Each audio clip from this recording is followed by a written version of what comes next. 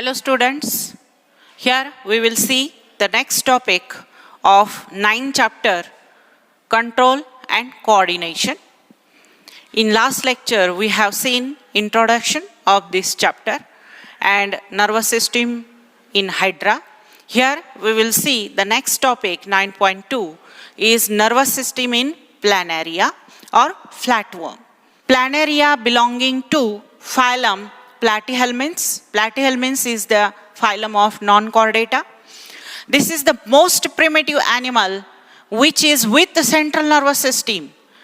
In Hydra only there is a diffused nervous system, no central nervous system, but this is the first animal, most primitive animal which is with central nervous system and which is located on ventral side of the body.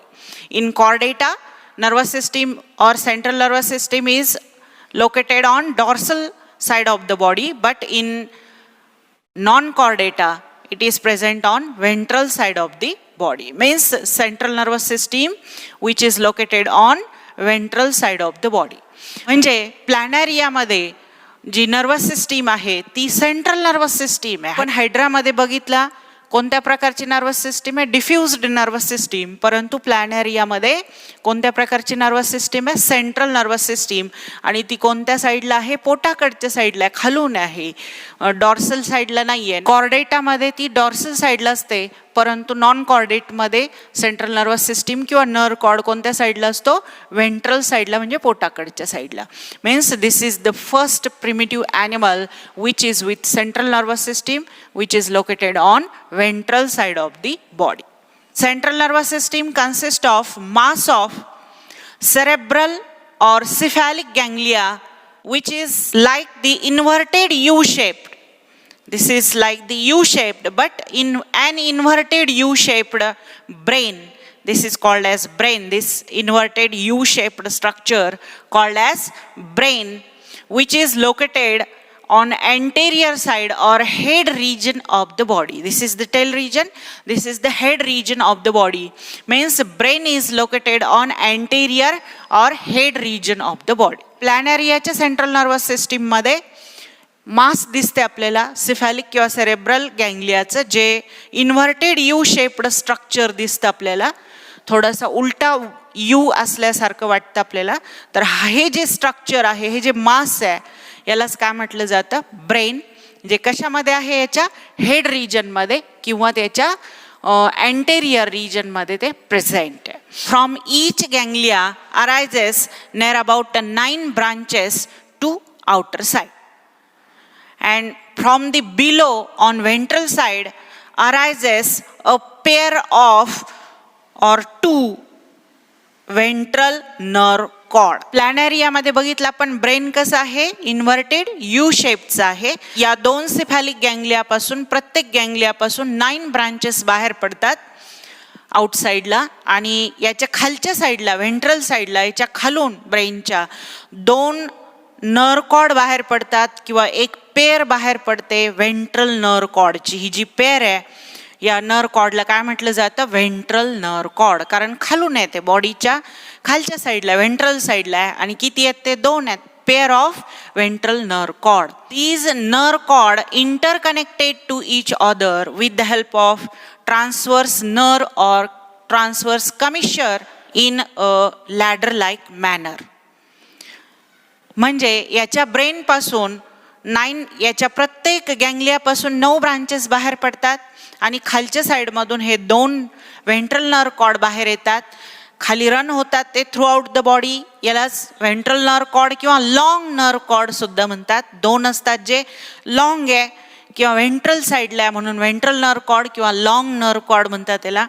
हे 2 nerve interconnected आहे कशाच्या सहाय्याने, या transverse नर्वच्या किंवा याला transverse कमिशर म्हणतात, याच्या सहाय्याने हे इंटरकनेक्टेड झाले. कशाच्या मॅनरमध्ये, लॅडर लाईक, म्हणजे सीडी प्रमाणे दिसते आपल्याला स्ट्रक्चर. हे लॅडर लाईक मॅनरमध्ये ते कनेक्ट झालेले 2 कॉर्ड एकमेकांशी. As well as from these 2 ventral nerve cord arises a peripheral nerve plexus. याच्यापासूनच हे पेरिफेरल म्हणजे साईडला गेलेले हे काय दिसत आहे, नर्व्स, प्लेक्सस दिसत आहेत आपल्याला. As well as peripheral nervous system of planaria consists of sensory cells which is present on lateral cord, which is arranged in lateral cord. Means not only the ventral cord, there is a lateral cord and in which sensory cells are arranged. Planaria have two photosensitive structure called as eyes or eye spots. As well as peripheral nervous system consists of single sensory cells which are scattered all over the body, which have sensory in function. In the last two example, like in Hydra and in Planaria, as well as we have seen the nervous system of cockroach and human, there is a gradual change occurs from lower to higher animals. This gradual change or evolution occurs in neural system from lower to higher animals, from Hydra to human being. There is a gradual change occurred from non-chordata to chordata and from mammal up to the human being. There is a evolution found or there is a changes found in the neural system. There is a high level of specialization found in neurons which giving electrical signals, as well as in entire nervous system from diffused nervous system to central nervous system. Expansion of brain from size to function means in lower animals very small size of brain and very limited functions, but in higher animal large size of brain and have the complex number of functions, and they play an important role in control and coordination. This has led to centralization of sensory organs, these organs assisting in coordinating the external environment to the internal environment. Also the evolution in networking of central nervous system from simple to high level of functions, which efficiently transmit the signal from sensory organ to central nervous system, from one organ to another organ. This is the networking system which is evolved from lower to higher. म्हणजे थोडक्यामध्ये जर आपण lower animals बघितले तर त्यांच्यामध्ये अगदी simple nervous system दिसते. हायड्रामध्ये डिफ्युज्ड nervous system आहे, प्लॅनेरियामध्ये सिम्पल अशी सेंट्रल नर्वस सिस्टीम आहे. नंतर कॉक्रोच, नंतर पुढचे जसे जसे आपण पुढे हायर ऑर्गॅनिझम ह्युमन बिईंगपर्यंत बघितलं तर इव्हॉल्युशन झालं आहे नर्वस सिस्टीममध्ये, कॉम्प्लेक्स नर्वस सिस्टीम तयार झाली, ग्रॅज्युअल चेंज झाला नर्वस सिस्टीममध्ये. त्याचप्रमाणे ब्रेनमध्ये हे एक्सपान्शन झालं, म्हणजे मोठा झालं ब्रेन, स्मॉल साईजपासून साईज वाढत वाढत गेली. ह्युमन ब्रेन मोठा आहे, तर अशा प्रकारे ब्रेनच्या साईजमध्ये आणि त्याच्या फंक्शनमध्ये सुद्धा चेंजेस होत गेले. सेंट्रलायझेशन झालं सेन्सरी ऑर्गनचा, सेन्सरी ऑर्गन्स तयार झाले. हे सेन्सरी ऑर्गन इनपुट करायला लागले, सेंड करतात signal to central nervous system, window सारखं काम करू लागले. As well as there is a changes lower ॲनिमलपासून आपण हायरमध्ये बघितलं तर खूप सारा चेंज झालेला आहे सेंट्रल नर्वस सिस्टीममध्ये किंवा नर्वस सिस्टीममध्ये. ॲज वेल ॲज त्याच्या नेटवर्किंगमध्ये सुद्धा. इथे आपण जर नेटवर्किंग बघितलं तर सिम्पल दिसतं, परंतु हायरमध्ये पाहिलं तर नेटवर्किंग खूप हाय लेवलचं आहे. Sensory organ to central nervous system and from organ to organ असं एकमेकांशी नेटवर्क आहे किंवा नेटवर्किंग आहे. इम्पल्स ट्रान्समिट केले जातात from one organ to another, और from sensory organ to brain, और from brain to motor organs. ही नेटवर्किंग सिस्टीम सुद्धा डेव्हलप झाली. Then we will see the next topic, neural tissue. Neural tissue are of two types. One is neuron or nerve cell and another is neuroglia or glial cells. In detail, we see the structure of neuron as well as structure and types of glial or neuroglia cells. While a nerve consists of bundle of axons, these are the axons. This bundle of axon called as nerve, bundle of axon outside the brain called as nerve, and inside the brain or inside the central nervous system, this bundle of axon called as tract. This is the difference. The nerves may be sensory, motor or mixed. Mixed means having two type of nerve fiber, sensory as well as motor. Sensory nerve fiber means nerve fiber which transmit the impulse to the brain or which carry the impulse towards the brain and carry away the impulse from the brain to the muscles or glands, called as motor nerve fiber, and the nerve fiber which carry impulse towards the brain called as sensory. And what is mixed? Having two type of sensory as well as motor nerve fiber called as mixed type of nerve. All these along with nerve organs make up the nervous system. म्हणजे हे neurons, neuroglia आणि nerve organs सगळे मिळून काय तयार करताय? Nervous system. What is the function of nervous system in higher animals? They control and coordinate the various activities of the body. म्हणजे बॉडीच्या सगळ्या activity, respiration, digestion, movement as well as locomotion, all these activity controlled by central nervous system as well as coordination of different organs carried out by central nervous system or nervous system. Means what is the function of nervous system? Control and coordination. This is done through the receptor which bring impulse or inputs to the central nervous system. म्हणजे हे जे function आहे central nervous सिस्टीमचं coordination आणि control, आणखी याला कोण मदत करतं? तर रिसेप्टर्स. रिसेप्टर्स पण कॉम्प्युटरमध्ये इनपुट डिव्हाइसच्या थ्रू इन्फॉर्मेशन कॉम्प्युटरमध्ये टाकतो. तसंच आपल्या बॉडीमध्ये सुद्धा रिसेप्टरच्या थ्रू इनपुट इम्पल्स इनपुट केले जातात, messages towards the brain. Information जी आहे एक्सटर्नल एन्व्हायरमेंटमध्ये झालेला चेंज, बदल कळवला जातो इम्पल्सच्या माध्यमातून. कशाला? आपल्या सेंट्रल नर्वस सिस्टीमला. आणि मग आपली सेंट्रल नर्वस सिस्टीम कमांड करते मोटार नर्व्सच्या थ्रू आपल्या कोणत्या ऑर्गन्सला? आपल्या मोटार ऑर्गन्सला की टू रिस्पॉन्ड. मग ते काय करतात? रिस्पॉन्ड देतात. फॉर एक्झाम्पल आपल्याला पिन टोचली, म्हणजे एन्व्हायरमेंटमध्ये चेंज झाला, तर पिन टोचली. अगोदर नॉर्मल होतं, अचानक पिन टोचली, चेंज झालाय. मग हा मेसेज सेंड केला गेला रिसेप्टरच्या थ्रू. ती मेसेज सेंट्रल नर्वस सिस्टीमकडे गेली, ही इनपुट केली इन्फॉर्मेशन आणि तिकडून मसल्सला मिळालं. हात बाजूला घ्या, कॉन्ट्रॅक्ट झाल्या मसल्स, हात बाजूला घेतला. म्हणजे अशा प्रकारे हे कोऑर्डिनेट करते. हाताच्या मसल्स, हे रिसेप्टर्स, मसल्स, नर्व्स, ब्रेन, ब्रेनकडून मसल्स आणि हा रिस्पॉन्ड दिला जातो. म्हणजे नंबर ऑफ ऑर्गन एकमेकांना काय करताय? कोऑर्डिनेट आणि कंट्रोल करतात various activities of the body. जेव्हा इनपुट डिव्हाइस म्हणजे आपल्या रिसेप्टर्स कडून जेव्हा इम्पल्स पाठवली जाते सेन्सरी नर्व्सच्या थ्रू ब्रेनला, तर ब्रेनमध्ये अगोदर प्रोसेसिंग होतं त्याचा, की कधी पाठवायला पाहिजे याचा रिस्पॉन्ड, केव्हा पाठवायला पाहिजे, किती प्रमाणात पाठवायला पाहिजे, प्रोसेसिंग होता.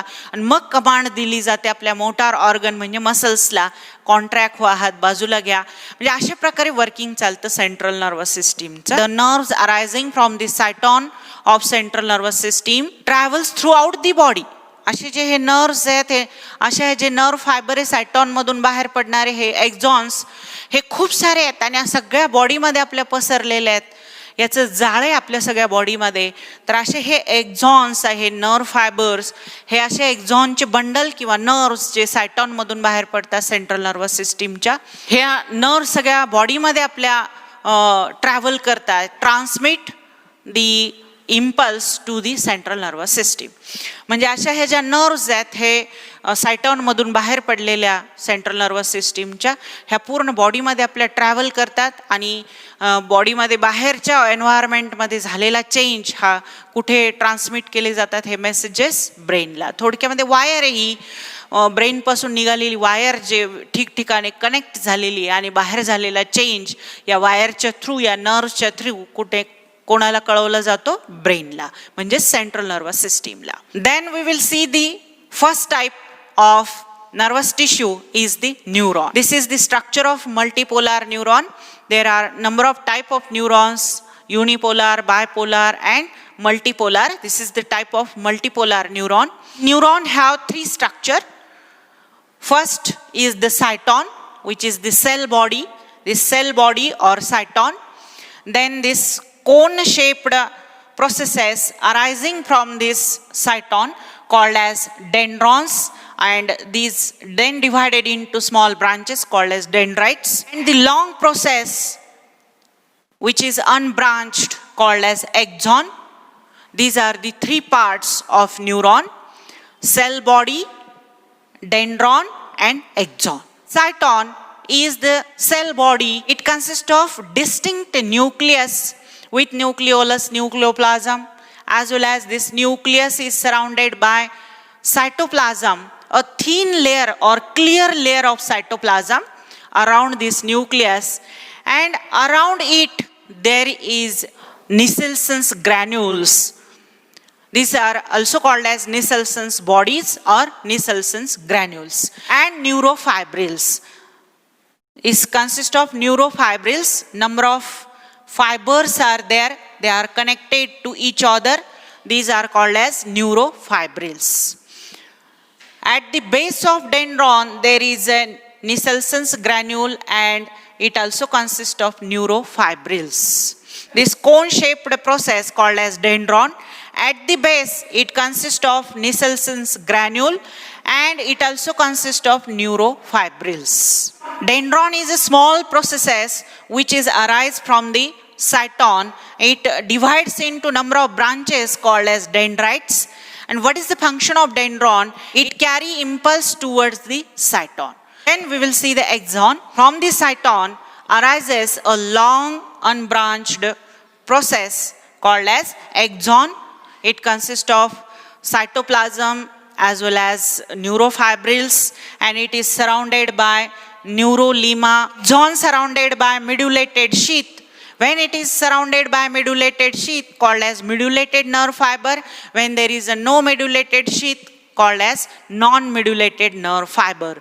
This medullated nerve fiber carry impulse 50 times more than that of the non-medullated nerve fibers. Axons covered by this myelin sheath and then covered by neurolemma. Neurolemma is the outer covering of this neuron. Terminal end of axon form the branches called as telodendrons. Sometime on lateral side it also forms branches called as collaterals. And what is the function of this axon? It carry away the impulse from the cyton. Nervous tissue मध्ये दोन प्रकारच्या cells आहेत, एक neurons आणि दुसऱ्या neuroglia. अगोदर आपण न्यूरॉनचं structure बघितला. न्यूरॉनच्या स्ट्रक्चर मध्ये आपल्याला तीन पार्ट्स दिसतात. सायटॉन, सेल बॉडी म्हणजे सायटॉन, हे कोनिकल स्मॉल प्रोसेसेस म्हणजे डेंड्रॉन, आणि ही लॉंग अनब्रांच्ड प्रोसेस असते हिला एक्झॉन म्हणतात. असे तीन पार्ट आहेत या न्यूरॉनला. तर हा मधला जो पार्ट आहे सायटॉन, याच्यामध्ये सेंट्रली प्लेस्ड न्यूक्लियस आहे, त्याच्या भोवती थिन लेअर आहे सायटोप्लाझमचा, आणि याच्यापासून कोन शेप्ड अशा ह्या स्मॉल ब्रांचेस बाहेर पडल्या आहेत ज्यांना डेंड्रॉन, आणि ह्या परत ब्रांचेस तयार करतात, याला म्हटलं जातं dendrites. What is the function of dendrite? It carry impulse towards the cyton, म्हणजे सायटॉनकडे इम्पल्स घेऊन येणे हे या डेंड्रॉनचं फंक्शन. सायटोप्लाझमच्या बाहेर परत निसल्सन्स ग्रॅन्युल्स आहेत आणि न्यूरोफायब्रिल्स आहेत. याच्या बेसला, या डेंड्रॉनच्या बेसला निसल्सन्स ग्रॅन्युल आणि न्यूरोफायब्रिल्स आहेत. सगळीकडे काय आहे त्याच्यामध्ये? न्यूरोफायब्रिल्स. आणि फंक्शन काय याचं? Carry impulse towards the cyton. Axon ही लॉंग अनब्रांच्ड प्रोसेस आहे. हिच्या बाहेरून कव्हरिंग असतं न्यूरोलिमा, आणि काही वेळेस या न्यूरोलिमाच्या आतमध्ये मायलिन शीथ असतात. जेव्हा हे मायलिन शीथ असेल किंवा मिड्युलेटेड शीथ असेल तेव्हा त्यांना मिड्युलेटेड नर्व फायबर म्हणायचा, आणि जेव्हा ॲब्सेंट असेल त्यांना नॉन मिड्युलेटेड नर्व फायबर म्हणायचा. मिड्युलेटेड नर्व फायबर हे 50 पटीने जास्त फास्ट कॅरी करतात इम्पल्स कोणापेक्षा? नॉन मिड्युलेटेड नर्व फायबरपेक्षा. आणि याचे हे मायलिन शीथ मध्ये मध्ये कट झालेल्या नोड्स दिसतात, याला म्हणायचं नोड्स ऑफ रणवीर. आणि हे मध्ये नोड्सच्या मध्ये इंटरनोड्स दिसतात. हा जो एक्झॉन असतो याच्या आतमध्ये सायटोप्लाझम आहे, याचा जो शेवट आहे इथे परत ब्रांचेस तयार होतात, त्यांना टिलोडेंड्रॉन्स म्हणतात. आणि ही एक्झॉन लॅटरलीही ब्रांचेस तयार करतात, त्यांना कोलॅटरल्स म्हणतात. डेंड्रॉनचं फंक्शन आहे carry impulse towards the cyton, आणि एक्झॉनचं फंक्शन आहे carry away the impulse from the cyton. जर यांचं कनेक्शन बघितलं आपण तर एकाचा डेंड्रॉन दुसऱ्याच्या एक्झॉनला जोडलेला असतो. म्हणजे याच्या अगोदर जो एक्झॉन असेल त्याचे हे एक्झॉनचे हे टिलोडेंड्रॉन्स आहेत. ह्या टिलोडेंड्रॉनला हा डेंड्रॉन जोडलेला असतो, म्हणजे एकाचा एक्झॉन दुसऱ्याच्या डेंड्रॉनला जोडलेला असतो. याला म्हणतात एक्झोडेंड्रॉनिक सिनॅप्सिस. दोघांच्या मध्ये डायरेक्ट कनेक्शन नसतं, वायर टू वायर, ते डायरेक्ट कनेक्शन नाही आहे याच्या टिलोडेंड्रॉन आणि डेंड्रॉनमध्ये. पहिल्या न्यूरॉनच्या टिलोडेंड्रॉन आणि या न्यूरॉनच्या डेंड्रॉनमध्ये डायरेक्ट कनेक्शन नाही आहे, तर तिथे छोटासा स्पेस असतो, त्याला म्हणतात एक्झोडेंड्रॉनिक सिनॅप्सिस. काही वेळेस याचा एक्झॉन दुसऱ्याच्या एक्झॉनला एक्झॉनिक असू शकतो, डेंड्रॉनिक असू शकतो, एक्झोमोटॉरिक असू शकतो. वेगवेगळे टाईपचे सिनॅप्सिस आहेत, आपल्याला पुढे बघायचं हे सगळं. This is the structure of neuron. Thank you.